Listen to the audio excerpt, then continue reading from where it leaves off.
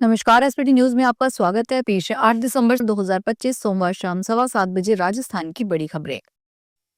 अजमेर की शास्त्री नगर चुंगी पर सोमवार को दो प्राइवेट बसों के बीच एक्सीडेंट सामने आया। नरवर से अजमेर आ रही एक प्राइवेट बस ने आगे चल रही दूसरी बस को पीछे से टक्कर मार दी। एक्सीडेंट के बाद दोनों बसों में बैठे यात्रियों में अफरा तफरी मच गई। बसों में सवार कई यात्रियों की चोट आई है। स्थानीय लोगों की सूचना पर एम्बुलेंस मौके पर पहुंची और घायलों को अस्पताल भिजवाया गया। सूचना मिलने पर किशनगंज थाना पुलिस भी मौके पर पहुंच गई है। पुलिस मामले की जांच में जुटी है। गनीमत रही कि हादसे में किसी भी यात्री की गंभीर चोटें नहीं आई है। प्रधानमंत्री मोदी ने सोमवार को लोकसभा में वंदे मातरम के गौरवशाली इतिहास का उल्लेख किया और 1975 में लगाए गए आपातकाल का हवाला देते हुए कहा कि जब राष्ट्रीय गीत के 100 वर्ष हुए तब देश आपातकाल की जंजीरों में जकड़ा हुआ था और संविधान का गला घोंट दिया गया था। उन्होंने सदन में राष्ट्रीय गीत के 150 वर्ष पूरे होने के अवसर आयोजित विशेष चर्चा की शुरुआत करते हुए यह भी कहा कि वंदे मातरम स्वतंत्रता आंदोलन का स्वर बन गया था, हर भारतीय का संकल्प बन गया था। मोदी ने कहा, जिस मंत्र ने, जिस जय घोष ने देश की आजादी के आंदोलन को ऊर्जा और प्रेरणा दी थी, त्याग और तपस्या का मार्ग दिखाया था, उस वंदे मातरम का पुण्य स्मरण करना इस सदन में हम सबका बहुत बड़ा सौभाग्य है। हमारे लिए यह गर्व की बात है कि वंदे मातरम के 150 वर्ष पूर्ण हो रहे हैं और हम सभी इस ऐतिहासिक अवसर के साक्षी बन रहे हैं। राजस्व मंडल अजमेर की ओर से पटवारी प्रतियोगी परीक्षा 2025 में अस्थायी रूप से सिलेक्ट कैंडिडेट्स के डॉक्यूमेंट्स वेरिफिकेशन व पात्रता जांच अजमेर के राजभवन अनुसंधान और प्रशिक्षण संस्थान शुरू कर दी गई है। आरआरटी में सुबह से ही कैंडिडेट की कतार लगी हुई है। पात्रता जांच व डॉक्यूमेंट वेरिफिकेशन के लिए 41 टीमों का गठन किया गया है और प्रत्येक टीम में 3 सदस्य हैं। 1025 कैंडिडेट्स की रोजाना जांच होगी। 8 दिन तक होने वाली इस जांच के लिए 3705 पदों के मुकाबले दोगुने कैंडिडेट्स को बुलाया गया है। भरतपुर जिले के बयाना क्षेत्र में करौली एसीबी की टीम ने पंचायत समिति कार्यालय में बड़ी कार्रवाई करते हुए पटवारी अखिलेश कुमार को 5,000 रुपए की रिश्वत लेते रंगे हाथों गिरफ्तार किया है। शिकायतकर्ता ने एसीबी फाउंडेशन के वीरेंद्र सिंह को कैंप के दौरान लिखित शिकायत दी थी, जिसमें बताया गया कि विरासत का नामांतरण खोलने की एवज में 5,000 रुपए की रिश्वत मांगी जा रही थी। शिकायत के सत्यापन के बाद एसीबी फाउंडेशन ने पीड़ित को करौली एसीबी के पास भेजा। कार्रवाई करते हुए करौली एसीबी टीम ने पंचायत समिति बयाना में दबिश दी और पटवारी को रिश्वत लेते हुए पकड़ा। जैसलमेर के उगवा क्षेत्र में 108 एम्बुलेंस सेवा एक बार फिर जीवनदायिनी साबित हुई। नरसिंहों की ढानी की लक्ष्मी देवी को प्रसव पीड़ा बढ़ने पर हॉस्पिटल ले जाया जा रहा था, लेकिन स्थिति बिगड़ते देख एम्बुलेंस में ही सुरक्षित प्रसव करवाया गया। ईएमटी की त्वरित कार्रवाई से मां और बच्चे दोनों की जान बच सकी। अब मां और बेटी जवाहर हॉस्पिटल में एडमिट है और खतरे से बाहर है। सभी लोग 108 एम्बुलेंस के स्टाफ की सराहना कर रहे हैं। उत्तर भारत में शीतलहर का असर जारी है। पंजाब, हरियाणा, मध्य प्रदेश और राजस्थान के कई हिस्सों में न्यूनतम तापमान 3 से 7 डिग्री सेल्सियस के बीच दर्ज किया गया। मध्य प्रदेश में बर्फीली हवाओं ने ठिठुरन बढ़ा दी है। भोपाल, ग्वालियर, जबलपुर सहित कई जिलों में शीतलहर चली। इंदौर में सर्दी के 10 साल का रिकॉर्ड टूट गया।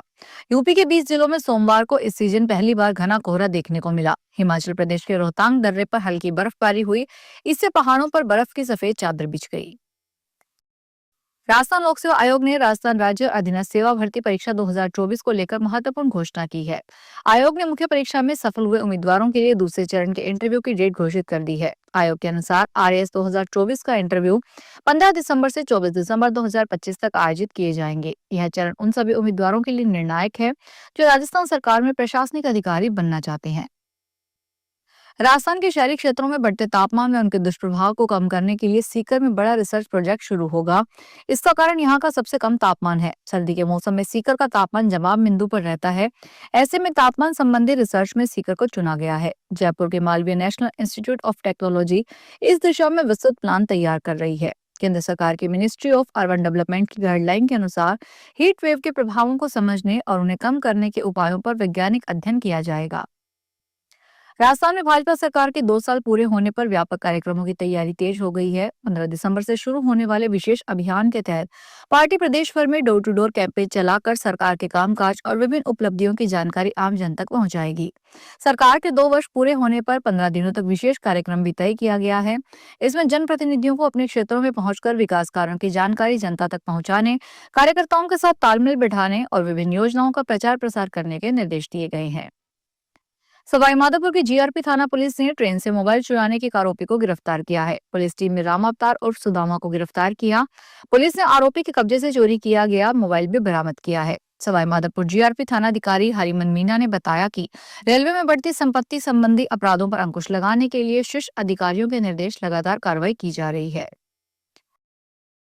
इंडिगो एयरलाइन की उड़ान सेवाएं सोमवार को भी पटरी पर नहीं लौट सकी। आज जयपुर, उदयपुर और जोधपुर एयरपोर्ट पर इंडिगो की कुल 19 फ्लाइट्स रद्द हुई। वहीं दिल्ली से जयपुर आने वाली एयर इंडिया एक्सप्रेस की फ्लाइट भी सोमवार को रद्द हुई। इंडिगो की जयपुर एयरपोर्ट पर 10 और जोधपुर एयरपोर्ट पर 6 फ्लाइट रद्द हुई है। जयपुर से चेन्नई समेत कई रूटों पर उड़ानें रद्द होने के कारण बड़ी संख्या में यात्रियों ने रेलवे का रुख किया है। यात्रियों की बढ़ती संख्या को देखते हुए रेलवे ने जयपुर, अजमेर, दिल्ली और गुजरात रूट पर 4 स्पेशल ट्रेनें का संचालन शुरू किया है। देश भर में आस्था का प्रमुख केंद्र मेहंदीपुर बालाजी अब हवाई सेवा से जुड़ गया है। श्रद्धालु अब दिल्ली, जयपुर और अलवर जिले के पिनान से सीधे हेलीकॉप्टर के माध्यम से बालाजी धाम पहुंच सकेंगे। सोमवार को पहली बार दिल्ली से 5 श्रद्धालुओं को लेकर हेलीकॉप्टर मेहंदीपुर बालाजी पहुंचेगा। यह उड़ान इस सेवा का ट्रायल भी होगी। धार्मिक पर्यटन को बढ़ावा देने और जिले की स्थानीय अर्थव्यवस्था को मजबूती देने के उद्देश्य से यह सेवा शुरू की गई है। यह हेलीकॉप्टर सेवा बुकिंग और हेलीकॉप्टर कंपनी द्वारा राज्य सरकार और केंद्रीय नागरिक उड्डयन और पर्यटन मंत्रालय की नीतियों के अनुरूप संचालित की जाएगी। राजस्थान में भारत सेवा संस्थान अरावली पर्वत श्रृंखला को अंधाधुंध खनन से बचाने और राजस्थान सहित दिल्ली एनसीआर के बड़े हिस्से को रेगिस्तान बनने से रोकने के मुद्दे पर 11 दिसंबर को जयपुर में एक सम्मेलन का आयोजन करेगा। संस्थान के सचिव और राज्य के पूर्व महाधिवक्ता जीएस बापना ने सोमवार को यह जानकारी देते हुए बताया कि विश्व पर्वत दिवस के मौके पर यह महत्वपूर्ण चर्चा जयपुर में प्राकृत भारती समिति के मालवीय नगर स्थित सेमिनार हॉल में होगी। उन्होंने बताया कि केंद्र सरकार की रिपोर्ट पर उच्चतम न्यायालय का हालिया निर्णय भले ही अरावली के संदर्भ में हो, लेकिन इसके दूरगामी असर देश भर की पर्वत श्रृंखलाओं पर होंगे और विकास के नाम पर देश सवेर यह सब पर्वत श्रृंखला जमींदोज हो जाएगी। प्रतापगढ़ में रबी सीजन के बीच यूरिया खाद की कमी लगातार गहराती जा रही है। प्रतापगढ़, अरनोद, धरियावत, छोटी सादरी, सुहागपुरा, पीपलखोंड और दलोट सहित अधिकांश क्षेत्रों में स्थिति गंभीर बनी हुई है। किसानों का कहना है कि कई दिनों से सहकारी समितियों के चक्कर लगाने के बावजूद उन्हें खाद नहीं मिल पा रही। खाद के लिए अरनोद, प्रतापगढ़ शहर और अन्य कई स्थानों पर सुबह से ही लगभग 800 मीटर तक लंबी कतारें देखी गई है। इन कतारों में बड़ी संख्या में महिला किसान भी शामिल थी। दिल्ली की राउज एवेन्यू कोर्ट में लैंड फॉर जॉब घोटाले से जुड़े बहुचर्चित मामले की सुनवाई सोमवार को हुई। इस दौरान अदालत ने सीबीआई को सभी आरोपियों के विस्तृत स्टेटस रिपोर्ट पेश करने के लिए 2 दिन का अतिरिक्त समय दिया। अब अगली सुनवाई 10 दिसंबर को होगी। यह पूरा मामला लालू प्रसाद यादव, पूर्व मुख्यमंत्री राबड़ी देवी, बिहार के उप मुख्यमंत्री तेजस्वी यादव, सांसद मीसा भारती, हेमा यादव और तेज प्रताप यादव सहित कुल 103 आरोपियों से जुड़ा हुआ है। फिलहाल इस बुलेटिन में इतना ही। फिर हाजिर होंगे बड़ी खबरों के साथ।